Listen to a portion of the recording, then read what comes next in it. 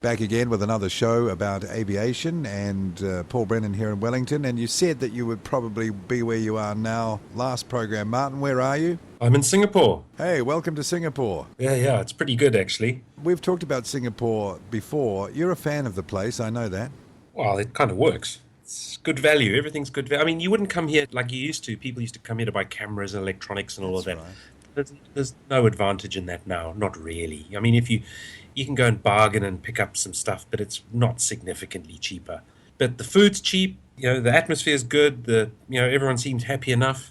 For anybody thinking of traveling to Singapore, if you've got a stopover of anything more than a day or two, it might be good to know that you can pick up a Singtel, or from any of the major carriers actually, but you can pick up a Singtel tourist SIM for $15, which gives you 2 gigs of data, 600 minutes of local calls and half an hour of international calls to any country in the world. And the mobile broadband is so fast that quite a few people here don't even have telephones. They just use their tablets and exclusively with Skype and that type of thing. Wow.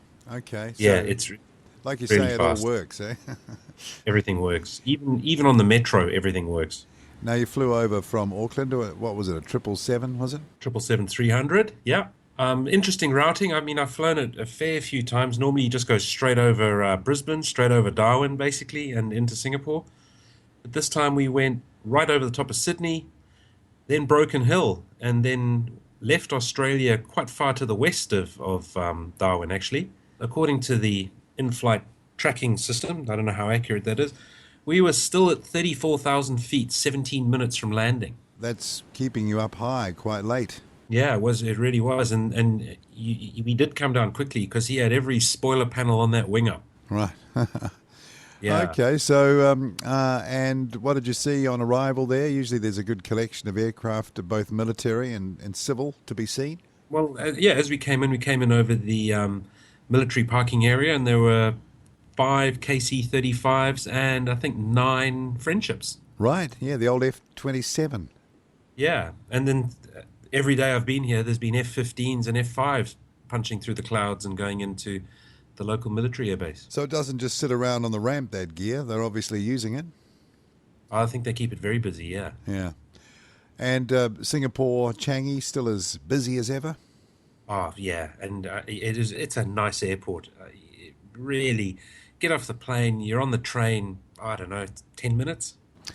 Speaking of that part of the world, and there are plenty of things to talk about in this program, but seems we're in that part of the world, why don't we mention the fact that, gosh, some big changes at Malaysian Airlines. They're dumping the A380s, and we sort of maybe speculated on that a few programs back, but also getting right out of the cargo business. They're really taking to the operation pruning it right back, you could say. Well, they've got a German CEO and private ownership now, more or less private ownership, and he reckons they need to get rid of 6,000 staff. Gosh. How many staff do they have? How big are they? 6,004. I think he said it's a fifth, so they've got 30,000. They've been in the cargo game a long time. And given the industry and the exporting and the manufacturing and exporting they do, I was quite surprised to hear about them getting out of cargo. Mass cargo, yeah. As the guy says, though, he says they've been in lots of businesses for a very long time and they've never, ever made money at any of them. But the A380s, I think they've got 4 of them, haven't they? I thought they had 6, actually. Okay, well, they've got to go somewhere. We've talked about Turkish before. We'll get onto them in just a moment. Who needs more A380s right now? And in terms of you're talking about the exporting earlier, it is interesting that the Singapore Post is actually building a big distribution center in Malaysia. So they're obviously taking business off Malaysia, and if Singapore Post are sorting it in Malaysia, I'm pretty sure it'll be flying somewhere on a Singapore Airlines cargo plane as well. Well, I was going to say, Singapore Airlines aren't getting out of the cargo business. I'm sure their fleet is as big as ever. I think they're just about to get quite a lot more business. Yeah. So I think they had, some old 747 freighters, maybe some earlier 400 freighters. And they had some new A330s too, didn't they? 2 of them, I think. They're going. I think the older 777s are going, and they're going to be not stuck with, but they're going to limit themselves to newer 777s and A330-300s. That's pretty much going to be their fleet. When you say newer 777s, you're talking about the 300 ER. Yeah, the ERs, yeah. Okay, so quite a change coming there. At the time, everyone said the only reason they got A380s is because Singapore Airlines got A380s, and there's always been that rivalry between the two countries. But they've still got to afford it. They still have to pay for it from somewhere. I guess what they expected the government to line up and write the checks. The government did. Yeah, but no more. No. Speaking of, we'll get on to Turkish now. They've had a bit of a bad run, haven't they? And I see we mentioned Obama's ex-pilot commenting on the TWA 800 disaster, which happened in the late 90s. A program or two ago, he was saying that he thought it had been shot down. Now he's put out his list, obviously getting a bit of coverage, this chap. He's put out his list of unsafe airlines that he wouldn't fly on. One of them is Turkish. But when you look at it, they've had quite a bad run lately. There's been the A320 a few weeks ago at Istanbul. There was the A330 went off the runway at Kathmandu. They had that 737 that landed short in Amsterdam a few years ago. So there's been a whole trail of things happen to this airline, Turkish Airlines. You've got to wonder if they're expanding too quickly and not sort of keeping a grip on the operation. People are getting worked too hard. Something's up with that airline. Yes, I think it does strike me as teething growing pains because they got real big real quick. Yeah. And they probably just had to take on too many pilots and too many planes and lost control a little bit. There is, you can see there's a bit of chat in the industry that it seems that some airlines are particularly hard on their personnel and they're making them work long hours, stretching it right to the max of what the spreadsheet note will allow. And, there's a lot of fatigue and a lot of stress out there, it seems, in the industry right now. Maybe that's what we're seeing there. There's recently been that blog by Singapore Airlines flight attendant who was saying how actually borderline or how really, really bad it is working for the airline. Yeah, so not so glamorous. And, bean counters want every last bit of profit, every last bit of monetary efficiency. And, that drives an organisation hard and that people make mistakes in those situations, in those environments. Yeah. Anyway, and so we think that the A380s from Malaysia will go to Turkish, do you think? I expect so. Yeah, okay. Well, even more coming up to speed quickly. I hope they'll be all right with those things. Yeah. Well, they'll probably... I wouldn't be surprised if they took a lot of the crews as well, because, Maybe. why wouldn't they? Yeah, it took the whole thing. Because Turkey and Malaysia, they have quite good relations, so... Airbus have been advertising the A400 military freighter tactical airlifter in our newspapers over the last few months, and they've come out and said that they have been talking, or pitching, I think the word was, this aircraft to our Air Force. And then we hear about a weekend or so ago that one has crashed. It was one destined, I think, for the Turkish Air Force at Seville in Spain, where they make the thing. And early reports suggest a multiple engine failure, and there was some talk of it hitting a wire as well. Sort of not quite clear what happened, but boy, that's not the sort of thing you want happening at this time in that program. No, I mean, I was speaking to someone else about this, and they say, will it affect its sales chances? And I said, well, there's two types of accident. There's a catastrophic failure, which no one can attribute any real cause to. Yes, that will harm sales campaign, but if someone forgot to fill it up with gas or, took off with the systems in the wrong mode because they were still testing something, no, not necessarily. Yeah, because if you've got a multiple engine failure, usually there's only probably a few scenarios that would account for that. So it can't be too difficult for them to find out what happened. It was a real crash and burn. It could just be PR speak, but one senior Airbus guy says he doesn't expect this to damage the program in any way, so they must have an inkling of what caused it. Right. I mean, if the wing had fallen off or something, they wouldn't be saying who knows what they'd be saying. Well, you remember the A330 crashed early on in its test program, the prototype, undergoing a particular test, and that didn't affect its success at all. No. Okay, but it's a badly timed thing and sad for, I think, up to 6 people lost in that, and probably, some of their flight test people, so really valuable. Well, everyone's valuable, but, crucial people, let's say, in the program. So if they've been pitching this thing to multiple air forces, they'll be surely as quick as they can be in explaining what happened. You'd think so. It's interesting that very little has come out. So they're either going to let it all out in a couple of days, or there's a serious problem and they're not going to say anything for a few weeks. Yeah, okay. Watch that space. Some quite good footage through of a wheel-up landing of a SkyWest under the United Express colours, I think, at LA, with the left-hand main gear up and it's scraping along the ground. No trouble at all. No. Yeah, everyone bailed out, And the way the CRJ's going, I'm sure the more little accidents like that United has, the happier they'll be, so they can get them out of the fleet quicker. Yeah, I guess that one's an insurance job now, so nice. And I think someone made the comment that it was good to see the passengers exiting the plane without their luggage, doing as they were told, because apparently people do tend to still grab their stuff in evacuation situations, which can be problematic, obviously. There's always a helicopter there to film it, have you noticed? Yes.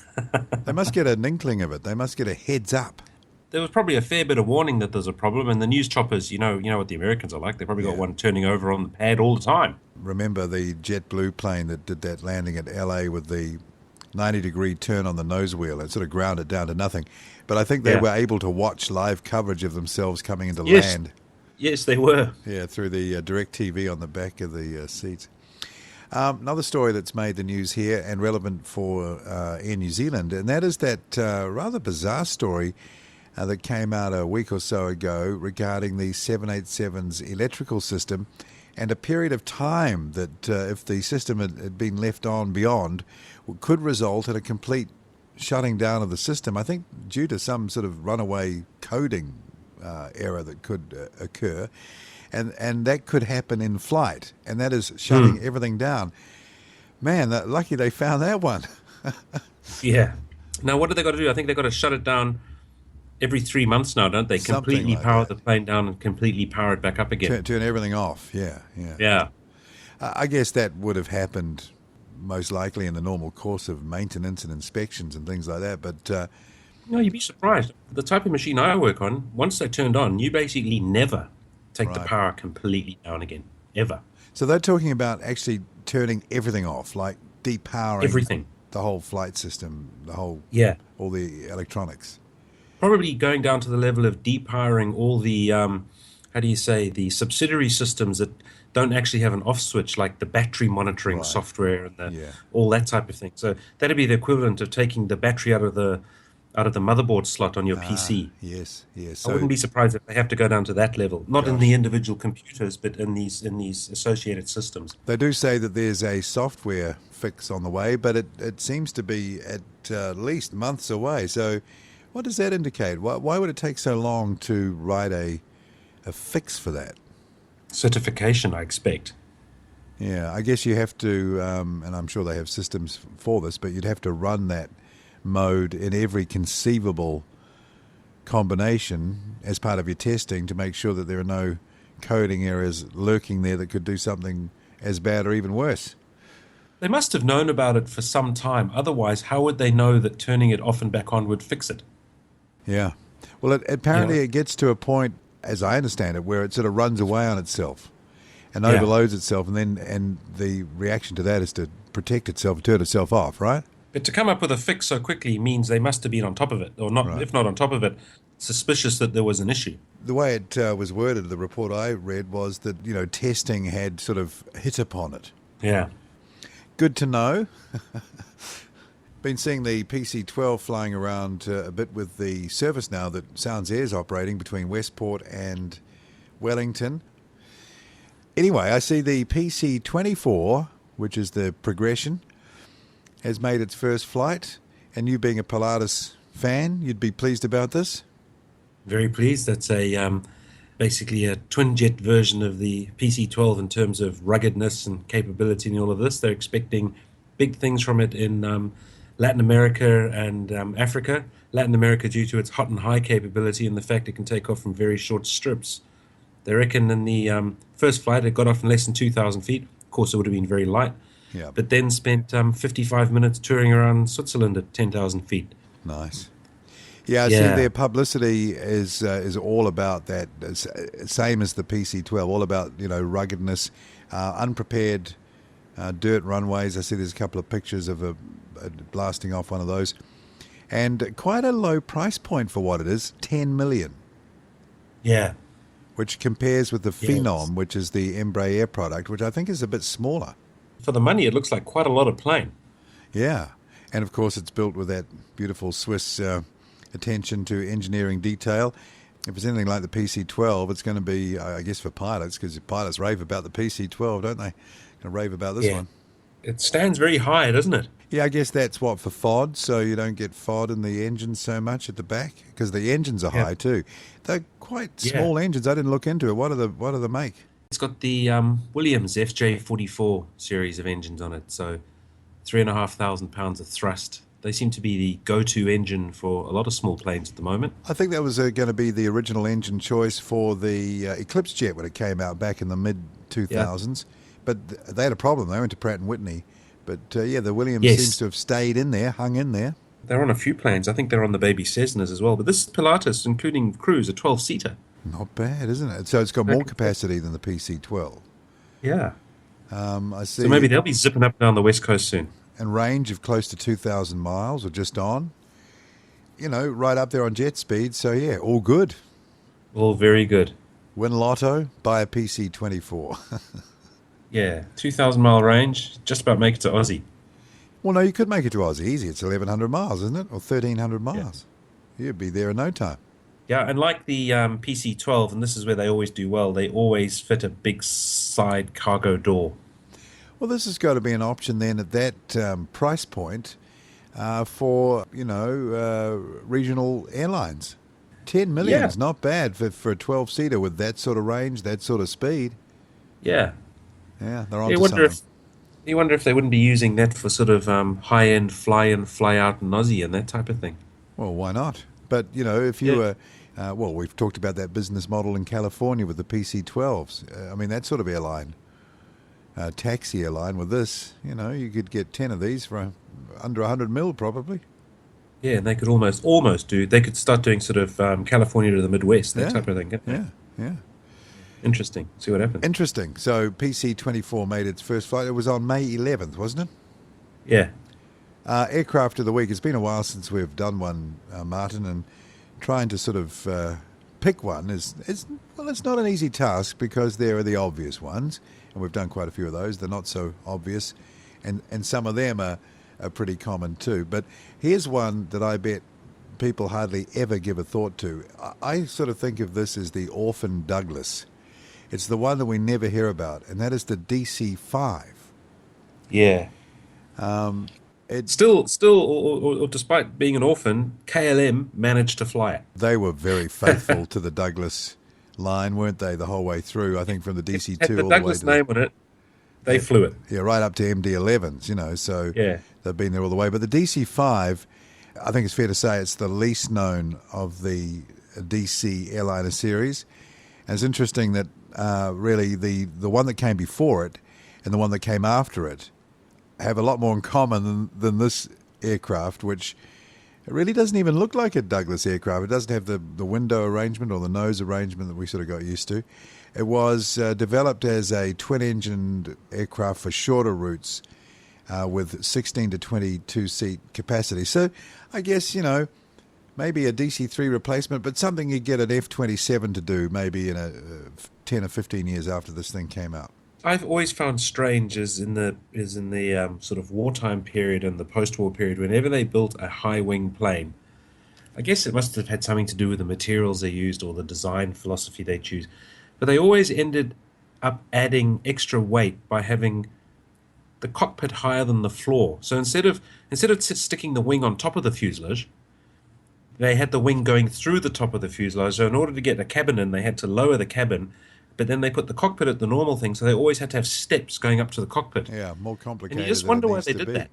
Also, quite often you do get that wing coming through the top of the cabin. It looks like on this particular model that probably occupied quite a space, like the Airspeed Ambassador. That had that big wing section that had dropped down into the cabin as well. I guess they did it to avoid having extremely long main gear, and maybe the materials just weren't there to have long and strong gear.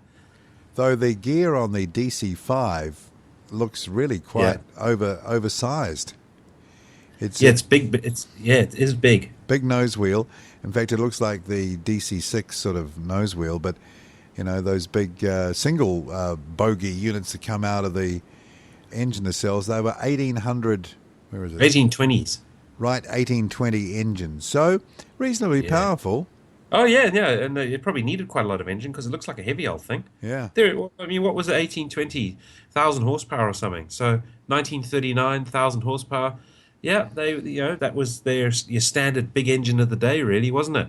So the prototype flew in February 1939, and only a handful were sold. I see Capital Airlines of Pennsylvania ordered 6, and the forerunner to Avianca Colombia had 2. KLM got the other 4, and that was it. Yeah, it didn't have a long or particularly successful career. No, though some of the types did go on to fly for quite a while. But isn't it interesting that the DC-3 probably kept on doing the work that this was intended to do and did it for decades to come? Yeah, I think that happened with a whole bunch of DC-3 replacements, didn't it? Yeah, the DC-3 outlived them all. After the war, a lot of the replacements battles simply because you could pick up a DC-3 for 85 quid. So why would you have bought a new plane? Eh? They had all these demobbed C-47s. 85, yeah, you start an airline on virtually nothing at that level. The last one was scrapped in 1955 in Israel. It was sent as a ground instruction airframe to a company at Haifa Airport. I'm just reading here. So that was it. The DC-5 lasted to 1955. William Boeing used to use one as a personal aircraft, the prototype. How's that? With 16 passenger seats, so it became a corporate. Yeah, it looks like it'd been quite comfortable. Yeah. The tail section looks familiar, well, reminiscent of there was a tricycle-geared Douglas bomber. I think it was called that. It was called the Boston. I think the British flew it. It was called the Boston. Yes, I remember the Boston, yeah. That was a high wing. I wonder if let's have a look. It'll probably tell us here if they're related. A lot smaller. Yeah, but probably similar weight, say, as a bomber. There were a couple of, I'm just looking here now, I didn't mention before, a couple of military versions. One was flown for or used briefly by General Douglas MacArthur towards the end of the war. And the Philippines, probably? Yeah, that's right. There was a paratrooper version as well. 4 were produced for the US Marine Corps in the early 1940s. One crashed off the coast of Australia under enemy submarine fire. So, and the others were retired right after the war. So, yeah, so that's the history of the DC-5. And for those watching on the YouTube version, some quite good old film here of the... It's got a very slow takeoff speed. It looks like it's hardly moving. I think everything did in those days. The whole world was like that. Yeah, it was all black and white then as well. It's amazing. Yeah, now they build them in colour. Yeah, who knew? Our aircraft of the day is the Douglas Commercial Model 5. Well, there you go. Our time zipped by. And that's another program gone, Martin. Yes, indeed. What's next? Next time I'll be... Yeah, next time where are you going to be? Back in Australia. Back in Australia. Yeah, I think so. Did you follow the budget? No. And funnily enough, it didn't make the news here, so... Oh, okay. Well, we were following it here, of course, because we're all worried that if the Australian economy tightens up too much, being our biggest trading partner, there could be some, consequences this end. And I'd also heard that the MH370 people have found a shipwreck. Yeah, see that, an uncharted shipwreck, yeah. So that's it from me, Paul Brennan in Wellington, and... Martin Noakes in Singapore. What's goodbye in Singaporean? Oh, I guess it's in Chinese. Huh? It'll mainly, I have no idea, mate. You have no idea. Okay. Yeah. Okay, we'll see you soon. See ya.